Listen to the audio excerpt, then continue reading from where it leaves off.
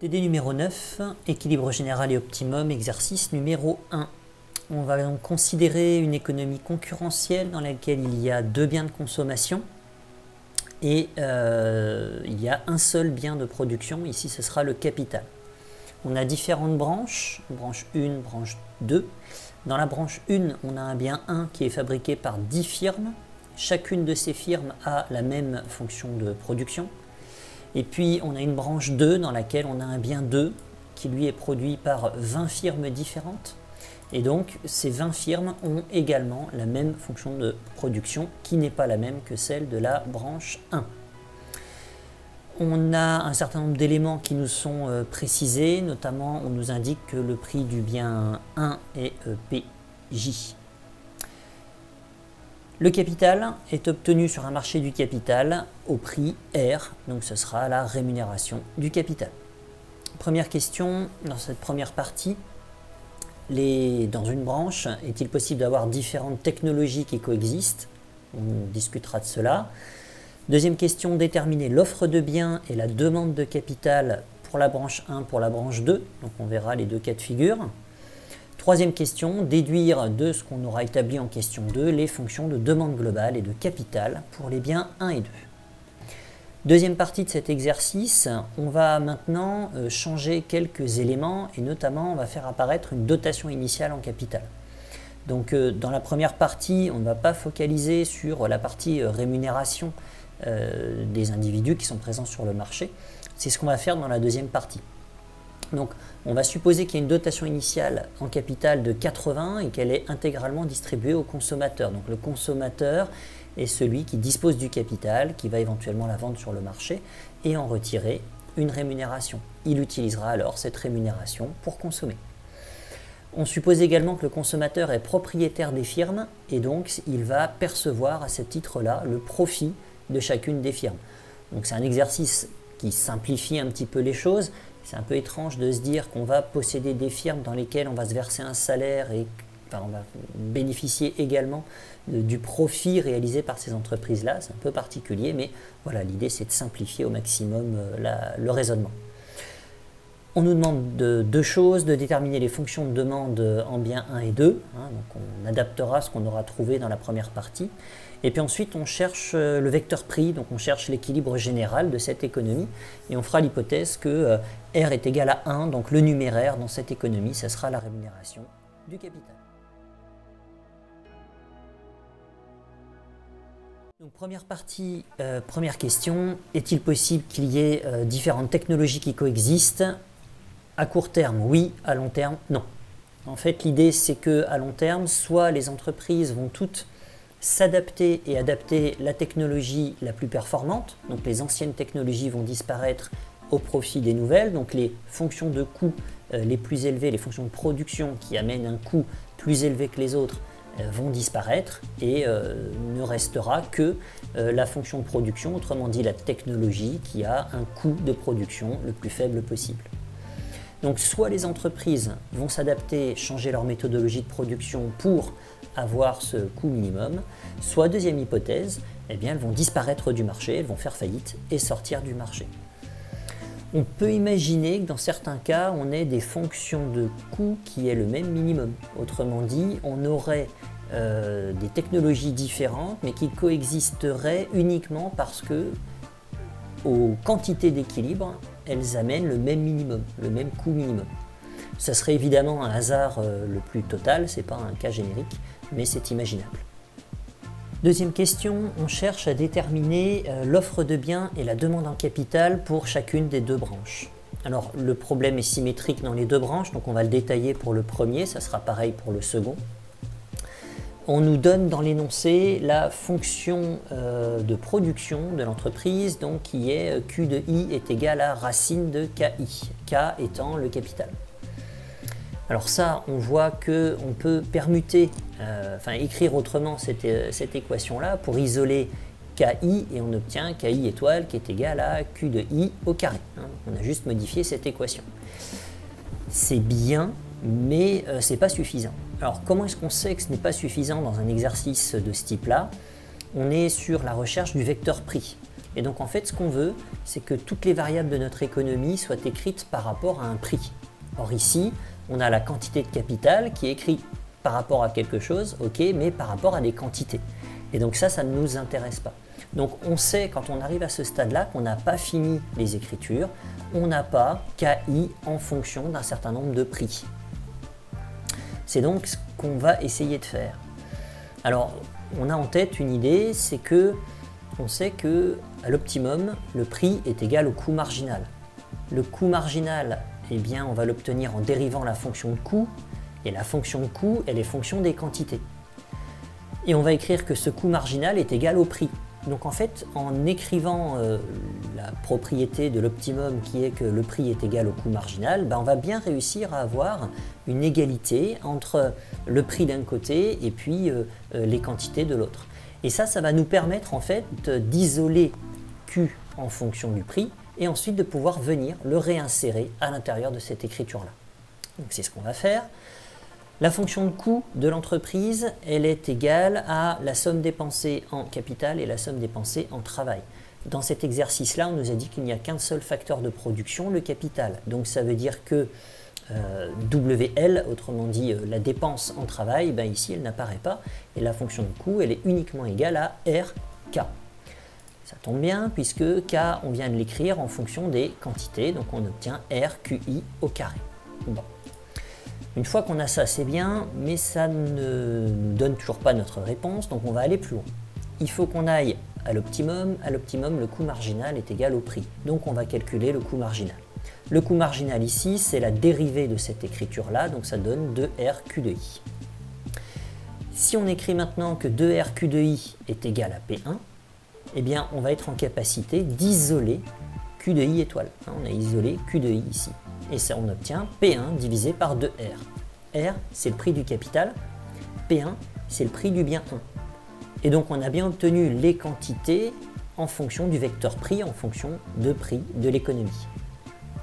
Une fois qu'on a ça, on se rappelle qu'on était bloqué ici sur notre écriture. Et ce qu'on va faire, c'est qu'on va réinsérer cette écriture-là à l'intérieur de celle-ci. Donc, ici, cela nous donne cette écriture-là. KI est égal à RQ de I au carré. On a R qui est égal à 1 et on a ici QI qui est remplacé par la valeur qu'on a trouvée là. Par conséquent, on a répondu aux deux questions qui nous étaient posées. La première était de donner l'offre de biens.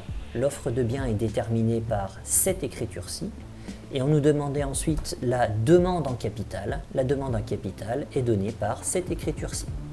On peut faire strictement le même raisonnement avec la branche 2. Alors cette fois-ci, je regarde juste les calculs et je ne reprends pas les explications puisque ce sont strictement les mêmes. On sait que la quantité est égale à la racine de 2 capital J, 2 KJ. J'isole KJ et j'obtiens KJ étoile. En fonction des quantités, donc je sais que je n'ai pas fini. Pour aller plus loin, il va falloir que je cherche la fonction de coût. Cette fonction de coût va me permettre de déterminer le coût marginal. Et lorsque je vais égaliser le prix et le coût marginal, eh bien, j'aurai ma fonction d'offre, j'aurai les quantités en fonction d'éléments de prix, et donc je pourrai réinsérer ça dans cette écriture ici. Donc le coût, c'est RKJ. KJ, on vient de le déterminer juste ici, donc je le réinsère ici dans mon écriture. Le coût marginal, c'est la dérivée de cette écriture. Donc ici, ça nous donne RKJ. Ici, ça nous donne RQJ. Je sais que le coût marginal est égal au prix du bien 2, donc ça nous donne RQJ qui est égal à P2. J'isole Q de J et j'obtiens P2 sur R. Là, je sais que j'ai terminé mon travail parce que je n'ai plus que des éléments de prix qui sont dans cette écriture P2 sur R. P2, le prix du bien 2, R, le prix du capital. Cette écriture-là, je vais la réinsérer à l'intérieur de la première qui est ici, et on obtient ce qu'il y a ici en bas de l'écran, KJ qui est égal à 1/2 de QJ au carré, et donc on remplace QJ par la valeur qu'on a trouvée là. Et on a trouvé ici la fonction d'offre de l'entreprise sur le secteur 2, et puis la demande en capital de l'entreprise sur le secteur 2.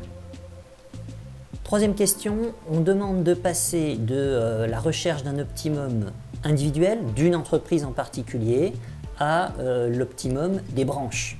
Alors ce qu'on sait, c'est que dans la branche 1, il y a 10 entreprises et dans la branche 2, il y a 20 entreprises. Donc les quantités offertes, S pour supply, donc les quantités offertes pour le bien 1, eh bien c'est 10 fois la quantité qui sera produite par chacune des entreprises de type 1. Donc du coup, on a 10 fois multiplié par P1 sur 2R, ce qui nous donne 5 P1 sur R.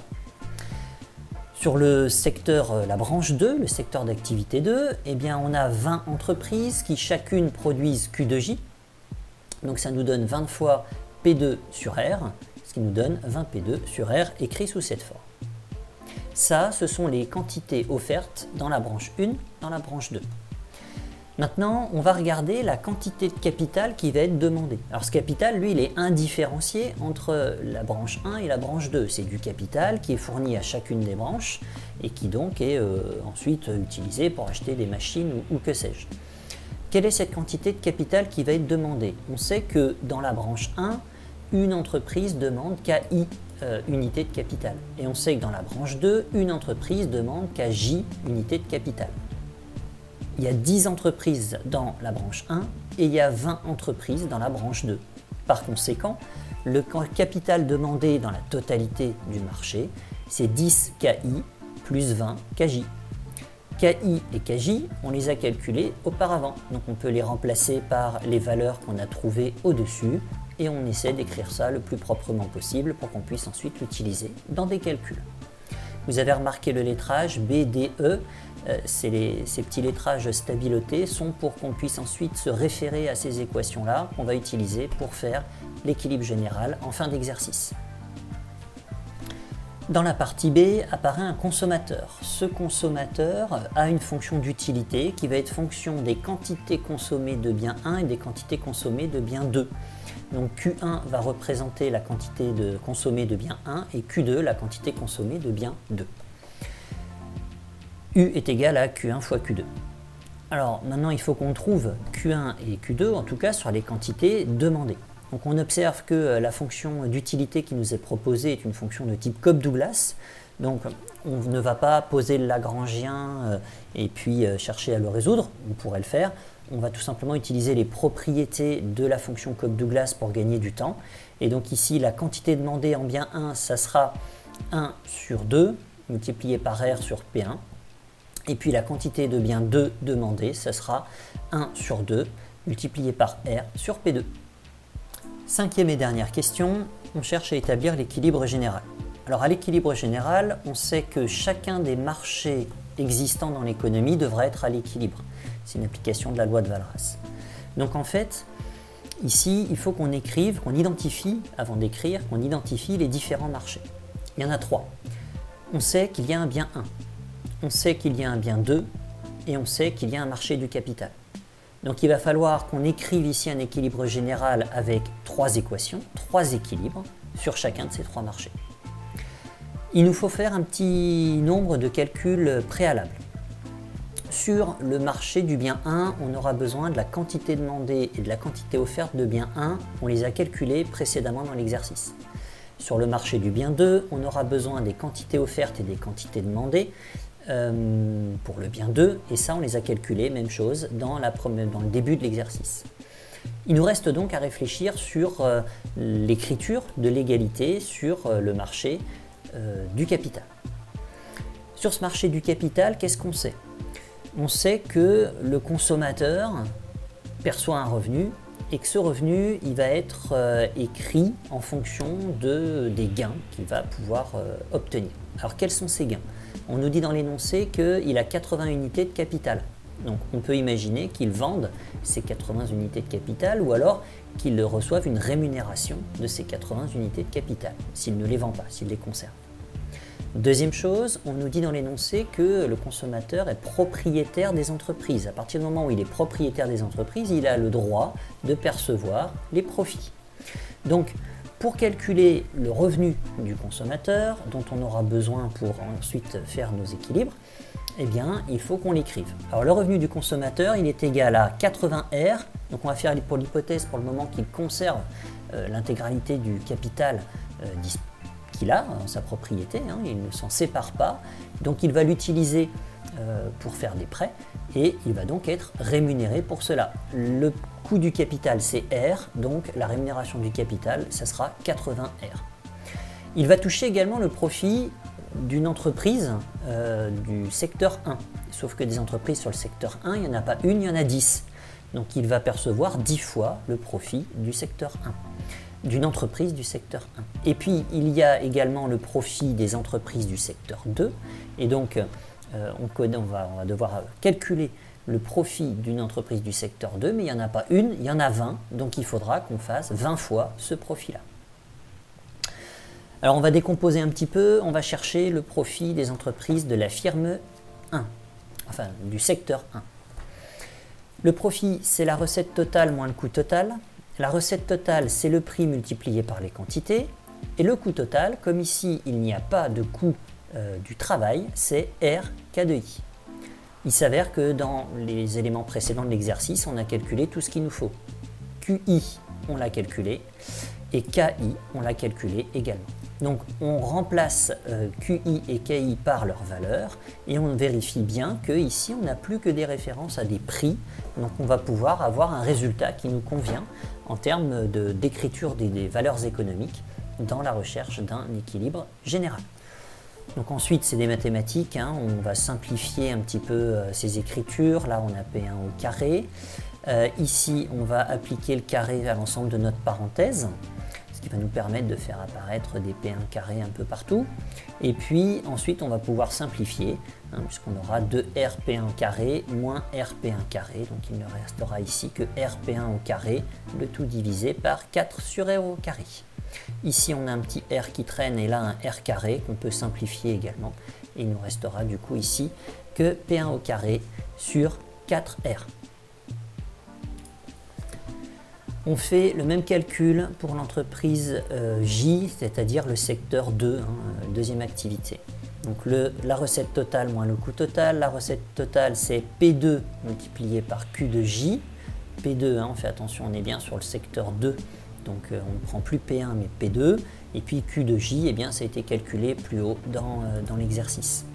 De la même manière, on va enlever la fonction de coût, il n'y a pas de coût du travail, donc du coup il ne reste que le coût du capital à enlever de cette recette totale.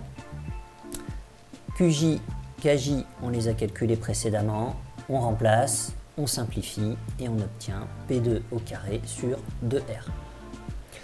On a donc maintenant la possibilité de réécrire le revenu. Le revenu du consommateur, eh bien on a dit que c'était la somme de 1 à 10 du profit de l'entreprise de type 1, sauf qu'il n'y en a pas une, il y en a 10, hein, d'où la somme de 1 à 10.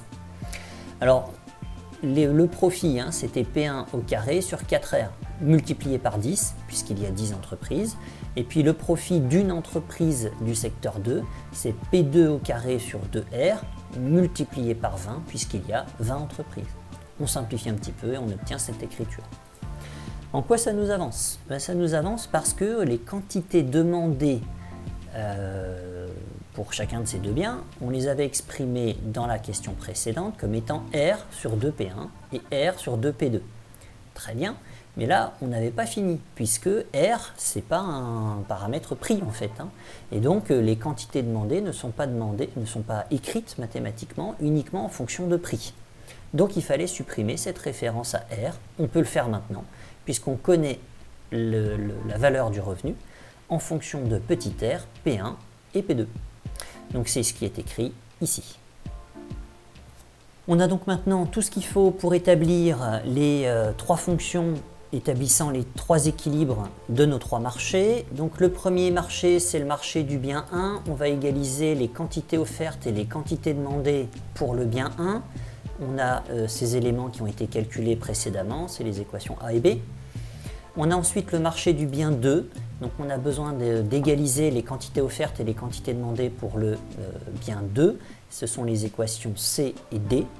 Et enfin, on a besoin d'égaliser le capital demandé avec le capital disponible, et le capital disponible, on nous le donnait dès le départ, c'était 80, donc on retrouvera 80 ici. On a donc ce système qui s'écrit sous cette forme-là. Alors, ici, ce qu'on va faire, c'est qu'on va faire une multiplication par 2P1 de chacun des membres de l'égalité pour ici et par 2P2. Donc on va obtenir ces deux équations-là. Et avant de se lancer dans tout un tas de résolutions, on s'aperçoit que ce membre-là et celui-ci sont les mêmes. Donc en fait, par transitivité, on va pouvoir écrire que 10P1 au carré est égal à 40P2 au carré. C'est ce qui est fait ici. Donc quand vous avez un système d'équations pour résoudre un équilibre général, au départ, avant de vous lancer dans une multiplicité de calculs, regardez s'il n'y aurait pas un terme qui serait identique dans vos différentes écritures. Ici, c'est le revenu. En fait, ici, vous avez reconnu le revenu.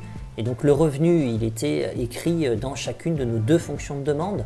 Donc, le revenu peut être un pivot entre les deux équations d'équilibre de chacun des deux marchés des biens pour essayer, par transitivité, d'égaliser deux autres écritures. Et ça arrive assez régulièrement dans les exercices. Donc par conséquent, notre système 3 équations, 3 inconnues devient finalement un système 2 équations, là, puisque par transitivité, on va remplacer les deux premières équations par juste l'égalité 10P1 au carré qui est égal à 40P2 au carré, autrement dit P1 est égal à 4P2 au carré. Et puis on va le réinsérer à l'intérieur de la deuxième. Et là, j'observe que je n'ai plus qu'un système à deux équations, deux inconnues, que je résous. Donc je vous laisse prendre le détail des calculs et on va réussir à isoler P1 qui va être égal à 4 et P2 qui va être égal à 2. Donc on connaîtra R, ça nous était donné dès le départ, R est égal à 1, P1 égale 4, P2 égale 2. À partir du moment où on connaît les prix, eh bien, il faut réinsérer ces valeurs dans toutes les données, toutes les données économiques qu'on a pu calculer.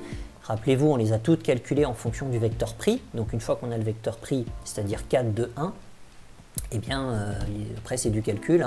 Vous remplacez P1 par sa valeur, P2 par sa valeur et R par sa valeur et vous obtenez les quantités d'équilibre pour le bien 1, pour le bien 2, les quantités qui vont être produites par chacune des entreprises. Donc on sait qu'on va avoir ici 20 unités du bien 1, mais qu'il y a 10 entreprises sur le marché, donc chaque entreprise en fera 2. Il y a ici 40 unités de bien 2 sur le marché, mais il y a 20 entreprises présentes, donc chaque entreprise produira 2. Pour les profits, vous remplacez les paramètres manquants, à savoir R et P1 dans le cas du profit sur le secteur 1 et R et P2 dans le cas du profit sur le secteur 2 et vous obtenez les profits réalisés par chacune des firmes.